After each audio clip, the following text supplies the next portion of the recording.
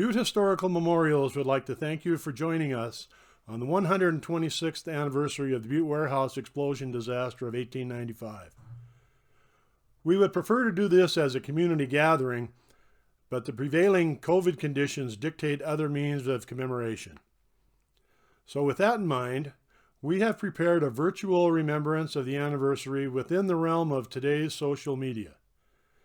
Not to retell the whole story of the explosion, but to present personal descriptions of the event through the eyes of the known and unknown victims.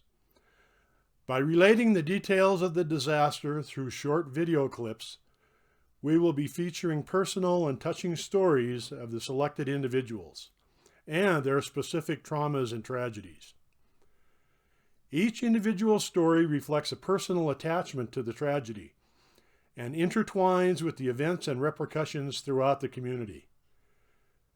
Butte experienced a major catastrophe on that winter night in January of 1895, and the impact was felt citywide, physically, financially, and emotionally. We hope these vignettes portray the personal connection between the victim, the event, and the community, a connection that has finally brought the past to the present, and soon a suitable memorial will be in place commemorating this horrific event, bringing to life the lost and forgotten victims of the Butte Warehouse disaster of 1895. Thanks for tuning in, and we hope you enjoy your virtual Butte History Tour.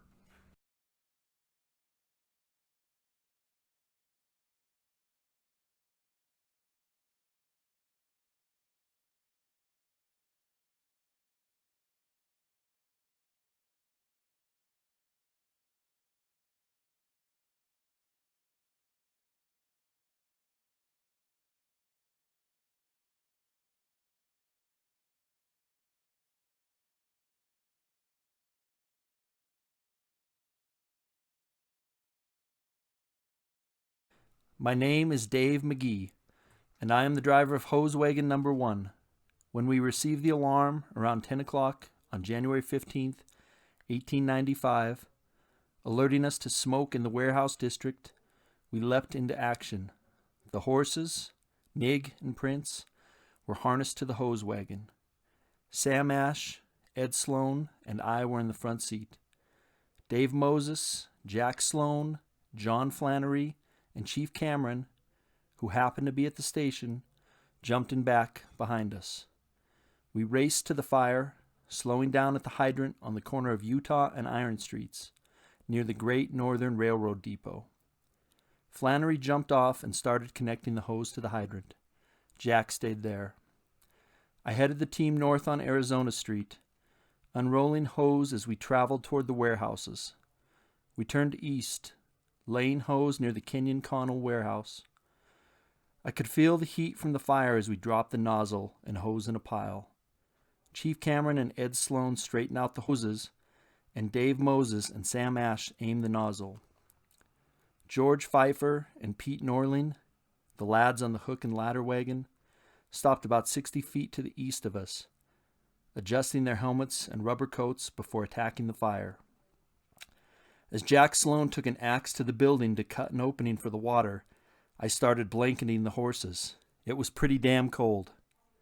At the same time, my brother, William, jumped up on the wagon. Chief Cameron yelled to Tom Burns to signal for water. Those were Chief Cameron's last words.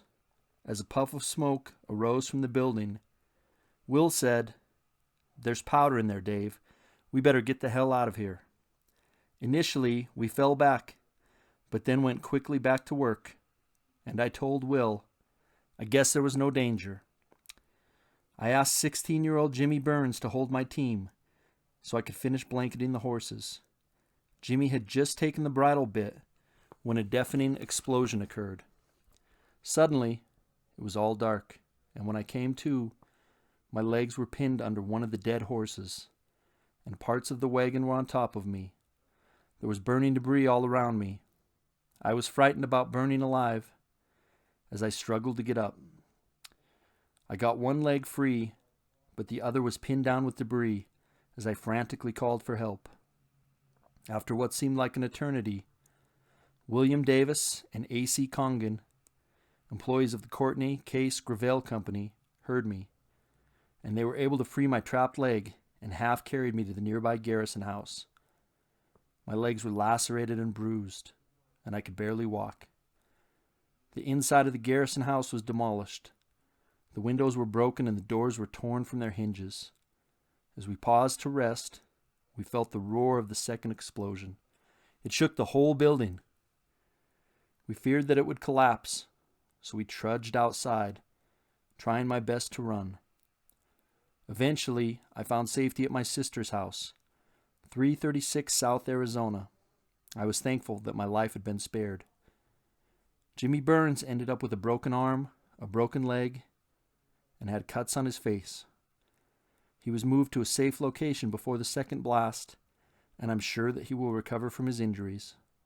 My brother, Will, was only 29, and his lifeless body was found amidst the debris.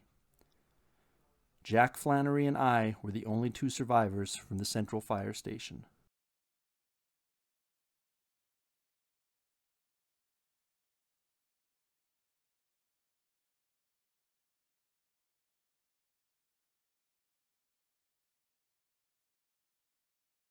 My name is Minnie Cameron. I am the widow of Fire Chief Angus Cameron. Angus was born in Canada and became a U.S. citizen in 1889.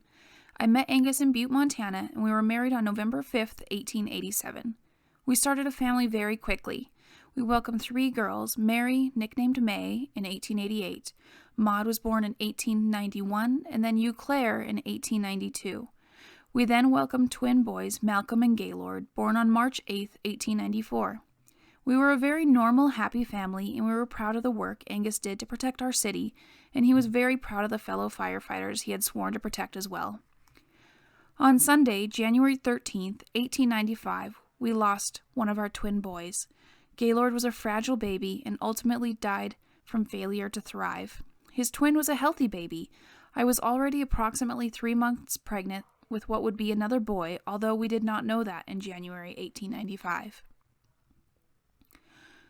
On Tuesday, January 15th, 1895, the fire alarm sounded and Angus was already at the fire station, so he responded immediately with 14 of his boys, as he called them.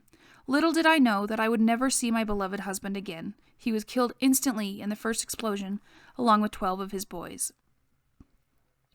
I could not believe the fate that I was left. I was a widow at 23 with 4 young children, pregnant with a mother, still mourning the loss of my baby boy, and now I have lost my husband.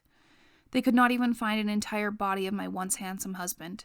The decision was made to bury his remains with those of 3 of his boys who were found in the same condition. The Relief Society tried to help us as best they could, but it was an overwhelming task with so many families impacted. On June 27, 1895, I gave birth to a boy I named Angus Cameron after his beloved father. The legal fight was started as to who was responsible for this horrible tragedy, and it became a very long one indeed. I moved to Washington State about a year after his death, but continued to come to Butte to attend the proceedings. Finally, in 1900, the suit was settled, and I did receive enough to provide a good life for myself and my children. Other families were not as fortunate as I was. My children all received good education and prospered in life, and I became a grandmother many times over. This was overshadowed by the death of my youngest child, Angus, who was 6 and had blood poisoning from a splinter he had gotten. I never remarried, as Angus was my first and only love. I lived to the ripe old age of 77, but I never forgot the horrible tragedy that beset me and so many other families by the greed and selfishness of some men who ultimately knew that storing large amounts of dynamite was unlawful, to the point that they tried to protect it from a stray bullet, but did not take into account that these protective measures, known as rattleheads, would become missiles of death and would destroy so many families in our beloved city.